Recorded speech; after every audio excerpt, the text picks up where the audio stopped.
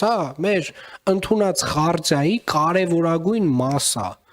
տեղական ինքնակառավարման մարմիններին վերաբերող եվրոպական խարտիայի կարևորագույն մասը, այսինքն առանց հարկերից մասհանման, առանց ֆինանսական ռեսուրսի տրամադրման, այս փոփոխությունները կիսագործողություններ են։ Եվ ինչի եմ ես այսպես համարում, որովհետև ես տեսնում եմ բոլոր մնացած զարգացած երկրների փորձը։ Այդ մենակ մենք ենք, որ այդպիսի տենց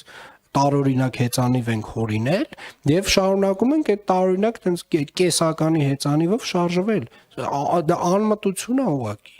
Ես չեմ, այդտեղ փաստարկ չկա։ Այսինքն որևէ ռացիոնալ փաստարկ չի կարող լինել, չի կարող հնչել այդտեղ։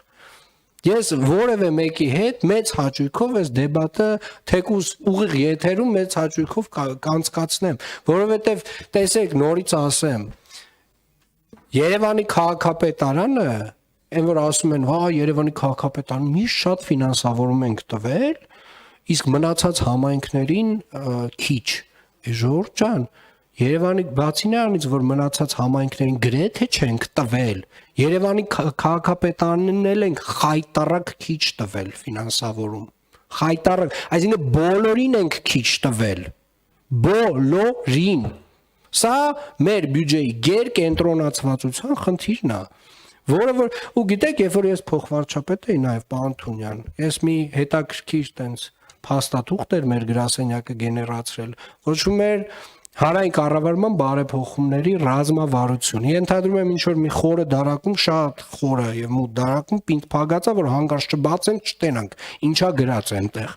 Եթե մենք ուզում ենք ռեֆորմ անել, եթե մենք ուզում ենք պետական համակարգը, համայնքները արդիականացնել, մեզ պետք է իրականացնել հանրային կառավարման բարեփոխումներ, մեզ պետք է իրականացնել թվայնացման կարևորագույն բարեփոխումները, ուզում եմ նաեւ տեղեկացնել Երևանի քաղաքապետարանը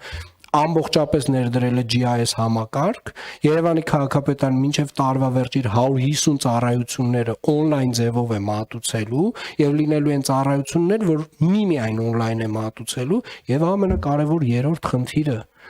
տարածքային կառավարման նախարարության բարեփոխումներին զուգահեռ, խոշորացումներին զուգահեռ ռեսուրսների տրամադրում, մասնավորապես ֆինանսական ռեսուրսներ